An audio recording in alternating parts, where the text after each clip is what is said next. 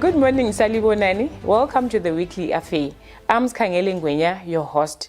Today we're going to be talking about COVID and HIV. As you all know that the Parliament was discussing about the 5,000 girls who dropped out due to pregnancy, and NAC shows that the HIV rates went up during the COVID era. So I have with me Sibusiso Bhebhe, who is going to be sharing us with his work and what they were doing in the past 3 years. Welcome to the studio, Sibusiso Bhebhe. Please tell us about your work. Good morning. My name is Sibusiso Bhebhe. I work with Dot Youth Zimbabwe. We are a youth-led organization based here in Bulawayo, implementing programs for young people, looking at SRHR, comprehensive sexuality education, COVID-19 response, mainly looking at meaningful youth participation in all these programs. Wow, that's very interesting. I had said that I saw that HIV numbers went out in adolescents. As you guys are working with the adolescents and the young people, what is your comment on that? Would you relate it to being caused by COVID? I think I would say yes, mainly because of the lockdowns. Because before we had COVID, we had a lot of organizations being present in the communities. The youth centers were open. Access to services was much easier for young people, whether they wanted condoms, whether they wanted information, whether they wanted treatment. But now when lockdowns came in, the issue of letters mostly contributed to the rise in the number of cases, because young people were not able to go to the health facilities where they could access free services. Because you look at our council clinics, there is a fee that is charged. A lot of young people can't afford it. The youth centers were closed, so access to condoms again was a bit of a challenge. Even though we tried to have programs running online, but not a lot of young people had access to data. Also, the services can't be provided online, except maybe information. So I would say yes, COVID did contribute to the increase in those cases. Okay, would you say that it's easy to access these things when there's no lockdown, when there's no restriction from the government? Would you say it's easy for young people to access, especially the adolescents? Yes, I would say so. Why? Because, for instance, when there's a lockdown, it means you can't pass through the police roadblock without a letter. And given our guidelines, letters are there for those that are employed. Someone needs to write that letter for you, maybe have it stamped so that it's authentic. So without that letter, it becomes a bit of a challenge. Of course, it was relaxed later on, but maybe let me pick an example of a young person who's living with HIV, who has to go to an OI clinic, let's say in Bilo, and they stay in Mkanweni. They need to access their medication. Without that letter, it became a bit of a challenge. We did receive a number of reports with young people complaining to say, I can't pass through the roadblock because I do not have a letter. Now, there was an option to present your book, like the one that's given at the clinic. But then that's also forced disclosure. What if I do not want the officer to know that I'm HIV positive? Again, the age group that we're dealing with, for you to even say why you are going to the clinic, maybe I'm going to get, I'm going for STI screening, for instance, and let's say you're 17, you're 18, the stigma and discrimination is real. So those are some of the barriers that we're dealing with. Even without COVID-19, we still have those challenges, but I think they're sort of like increased because of COVID-19. Okay, I'll ask you a controversial question. So if people were restricted from moving from one place to the other, so how were they engaging in these activities? So people are there in the community. That is where the activities, let me call them sex. This is where the sex happens. And if you look at our community in Bulawayo, for instance, we've got a lot of caregivers or parents that are in the informal sector. They wake up in the morning, they go to the market, they are selling their stuff. Kids are left alone. And because it was a lockdown, there was no school. Because usually, because they're at school, they spend a lot of time being supervised by teachers. But in this case, children were even left alone at home. So that also provided an opportunity for them to indulge in sex. Also, with the youth centers being closed and not having access to other recreational activities, it only made sense that they would try the alternative. I understand the point about schools being closed and everything. So there's a number of young girls who dropped out of school as young as grade 7. How have you been working with them post-lockdown restrictions? So right now we're referring them to other partners that are providing the service. We've got the DREAMS program in Bulawayo that offers services specifically for adolescent girls and young women. Depending on the need for the girl, for instance, if it's education, we do have partners that focus on sending girls back to school. We also have partners that offer economic strengthening initiatives for adolescent girls and young women, those that have dropped out of school. There are some that are also offering vocational training as well. So when we identify them within our cohorts, we work closely with these partners. But apart from that, we also provide information on how they can better prevent this from happening again, as far as maybe getting pregnant or getting an STI. So we do this through community dialogues. We also have one-on-one sessions with those that need counseling through our volunteers and our staff. Okay, so your target group is only urban or rural? If it's rural, how are you working with those communities, seeing that there are network challenges and stuff like that?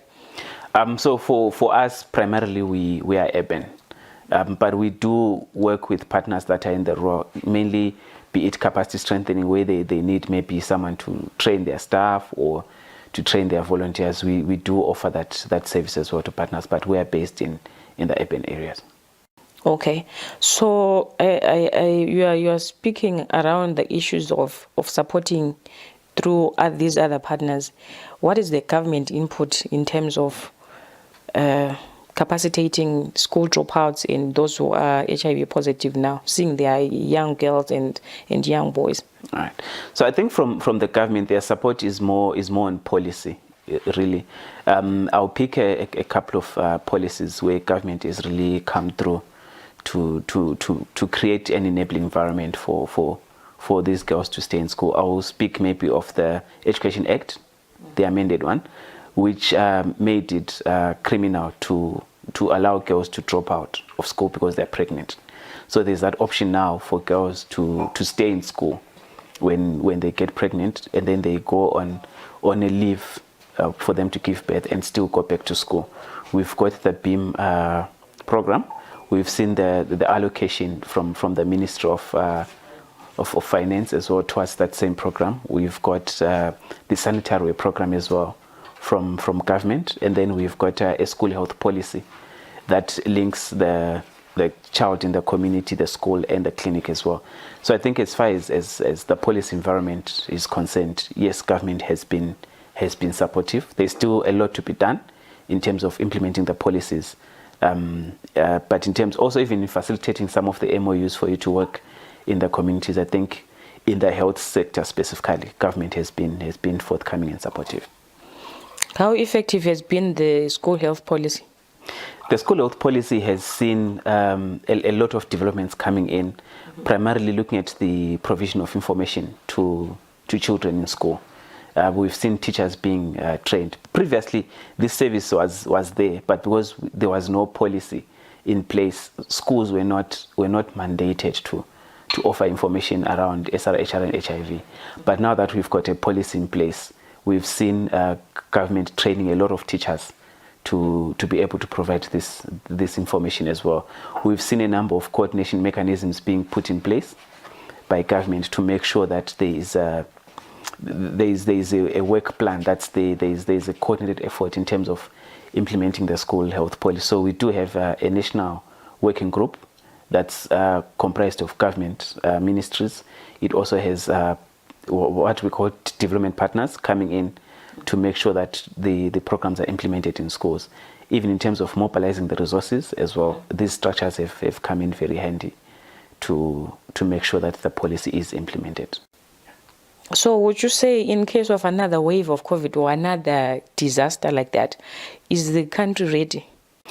I would say no, the country is not ready, because the services that I'm talking about are available at school. This is where the teachers are. Remember, our training teachers here. Yeah. But when it comes to the community now, we still have a lot of work to do in terms of engaging the parents for instance. If you remember, there was a policy that was being discussed a couple of months back, the issue of access to SRHR services, popularly known as the age of consent. And a lot of parents came out to oppose this. But the issue was, yes, the child has received information. What if they need the service as well? And looking at our cultural barriers, the religious side of things, it becomes very difficult for a child to even get consent to access those services. Say the child suspects that they've got, not even an STI, let's say a yeast infection, because even the parents do not have enough information around those things. So they will quickly say, Oscar is now active in sex. Maybe it was just the type of sanitary pad that they're using that caused the infection. So within the time where the parents is going to shout at you, probably beat you up as well, you negotiate, they get the proper information for you, and then you access the service. A lot of time is moving, and the infection is becoming worse. And also, when looking at children and young people, they are not a universal group. We've got children that have never indulged in sex. They need information.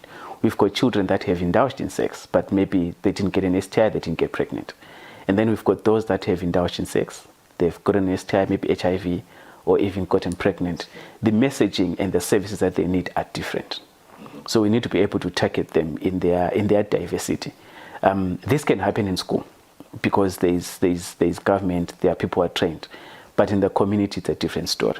In the health center as well, given the manner in which we've lost our nurses were trained, but a lot of them have left the country. So I would say, no, we're not ready for another one. We probably have to start afresh with regards to especially engaging the communities and the health personnel. So we're still going to face the same problems that we faced in 2020, 2021? Or even worse, because we don't even have a disaster preparedness plan outside of responding with the lockdown. If you look at our COVID response mechanism, the involvement of other stakeholders outside of government ministries has been very, very limited. So even those that would want to assist, it's still a bit tricky. Wow, that's dangerous. Yeah. So if you were the president of this country, or maybe minister of health, what measures would you put in place to safeguard young people, or to safeguard the country from such disasters? I would start by using the principle of devolution. Yes, we have decentralized, but the power is still centralized. The problems that are affecting young people in Matabele North are different from those in Harare. So we can't have a person in Harare making decisions for young people in Mat North. Yeah. People in Mat North should be able to make decisions that speak to their reality. So we need to give them that platform to be able to make the necessary decisions to safeguard young people in their communities. That's one. Two, we need to stop, I would probably stop weaponizing using politics. Let me pick a safer word. I wouldn't politicize a lot of these issues, especially when it comes to health. For example, we've got different sections of society. We've got the church, they've got their own beliefs. We've got people who are into traditional beliefs, they've got their own beliefs. And then we've got people who are neither here nor there. And when dealing with issues of health, we need to know that the people in the church probably need a different message. The people who are into the traditional things probably need a different message. And those ones that are maybe in the periphery also need a different message. So when it comes to health issues, I think I would use more of the human rights approach, because it's a right for everyone to receive, to access health without any form of bias whatsoever, regardless of what my feelings are, maybe as a Christian or a traditional leader or a minister. I think I would start there. From devolution? I'll start from devolution, yes. Okay, that's interesting. Would you have a case study or a country where it has worked, maybe in terms of recovering from disasters? I'll use our famous, the one that we usually use. I would say they're a very young democracy. I'll pick Rwanda, for for instance, the way in which they have responded from the war that they were in, and how they've recovered. I think we can learn a thing or two when it comes to that. We can even pick South Africa in terms of how they've implemented their policies, especially with regards to health. They've really taken up the issue of human rights and really implemented it. And if you look at how the provinces in South Africa are set up, even the way their parliament moves from one province to the next, depending on who's leading or whose turn it is, you look at that, the way in which they are developed now, it's way better than Zimbabwe, even though we got power and control earlier than them. I think we can learn a few things from those two countries, yeah, as an example. Okay, it is very clear that there are too many gaps in terms of our policy and also implementation. But you work closely with the ministry, the people from the health department. What are some of the engagements that you guys are having in case COVID comes back? I think with regards to the gaps, maybe I'll start there. Policy-wise, I think we're doing very well. We generally have very progressive policies when it comes to health. The issue is on implementation. The major challenge being the limited, maybe let me say, funding, because only in the past 2 or 3 years have we seen our budget moving towards their budget declaration, the commitment that we made of 15%. We still haven't reached the 15%. And then whilst we commit to a certain budget figure, in terms of implementation, maybe let me say in terms of government actually releasing the funds for those initiatives to be implemented, there's still a gap there. So right now, the process that's happening is we've got the age of consent issue. I think that one is a huge barrier. Engagements are still going on with government to see. The report was released. The minister did respond to it, but we still haven't seen any action. It hasn't been concluded, the issue. So we are still making efforts to engage further stakeholders to make sure that issue is concluded. For us as an organization, we've been working to decentralize some of the COVID response structures that are there and also strengthen their capacity.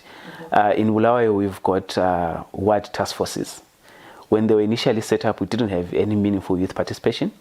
So we've identified young people together with the community structures that are now part of those. So the next phase of our project will be looking at engaging the provincial structure and also engaging the national structure. Say we need to make sure that we decentralize and also devolve some of the decision making when it comes to the issue of COVID. For instance, we can have an outbreak in Bulawayo of new cases. Yep. It doesn't mean that the whole country has to be on lockdown. We can still lock down Bulawayo and concentrate there. Yeah. But that decision is best informed by people who are in Bulawayo, because they know the trends, and even in terms of what's the best strategy to use. I think that's one area where we are lacking.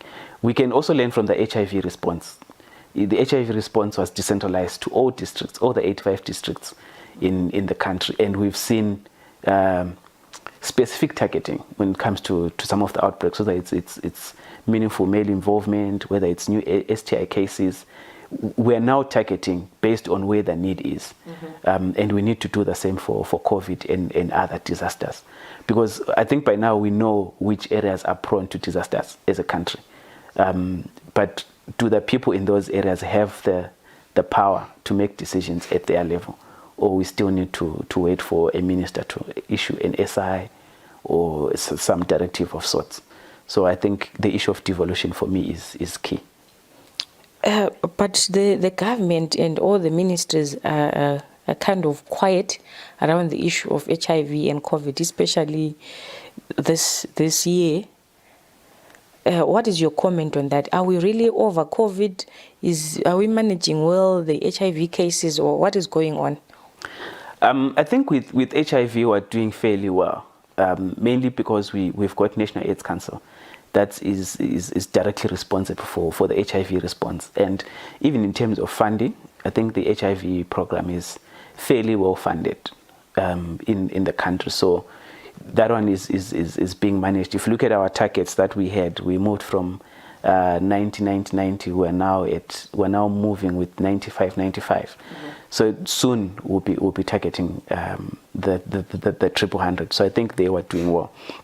With COVID, I think it's mostly because the cases are fairly low, and our recovery rate has been improving or has been consistent as a country. However, we still have the issue of vaccinations.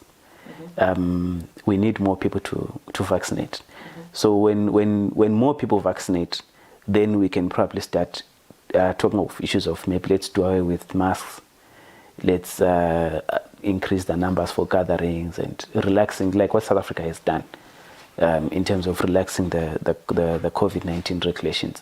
Mm-hmm. So I think for me that's where the focus should be. Mm-hmm. For us to say for COVID-19 we're doing well. Right now I think also maybe because of our weather, we haven't really seen any scientific evidence to explain the whys, but somehow we've survived the COVID wave.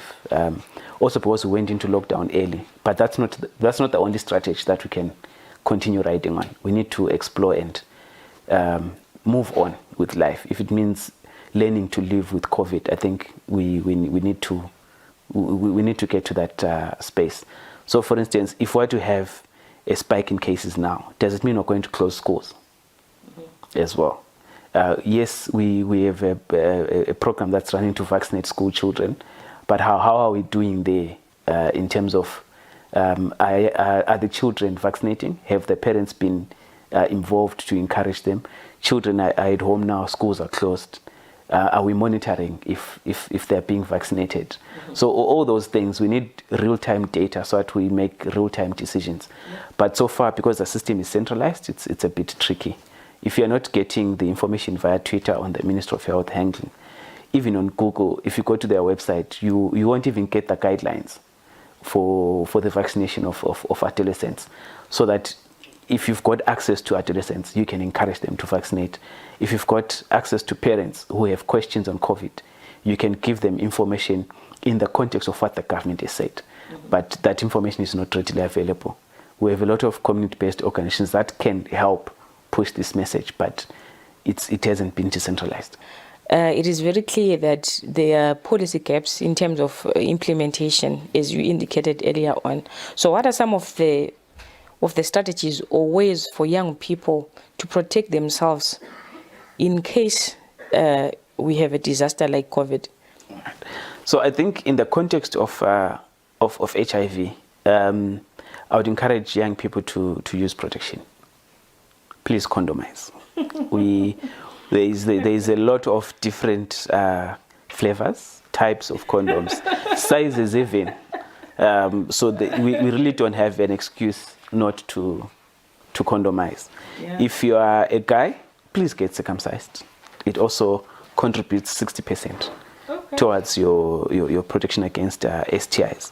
Go for STI screenings. Mm-hmm. There are partners that are offering this service for free, so that you know if you've got an STI, because some of the STIs will not always come in the form of a sore or pain, but you can have it for years without knowing, and you can spread it. So go for STI screening and protect yourselves. Should you need any emergency service, so that you suspect that you've been sexually abused or your partner might have removed the condom, especially for the young girls, please do seek the services. You've got PSH, Population Services for Health. We've got ZHI. We've got the DREAMS partners. Go to your nearest youth center. You'll be able to get a referral to access these services for free. Mm-hmm. So the issue for me is get information, get the services.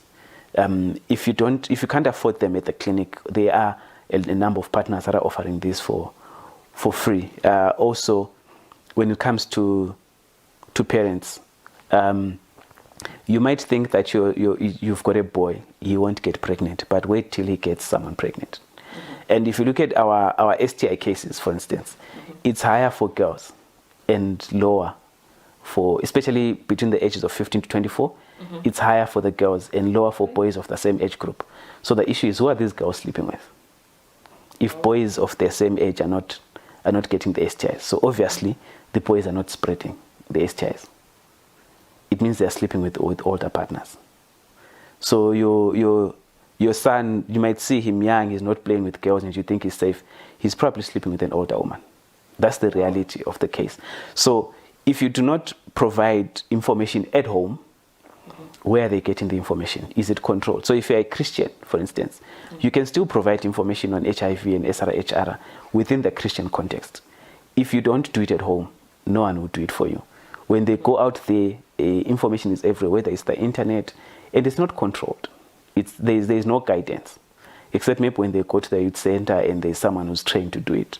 Otherwise, they're going to Google, they're going to watch porn, they're going to learn these things. So parents, please provide information. And when your child needs a service, I personally believe it's better to save a life, and then we deal with that discipline later. So make sure they access the service. Then you can do your court sessions at home at a later stage when they've accessed the service, because we're losing a lot of young people due to reasons that we can avoid, really.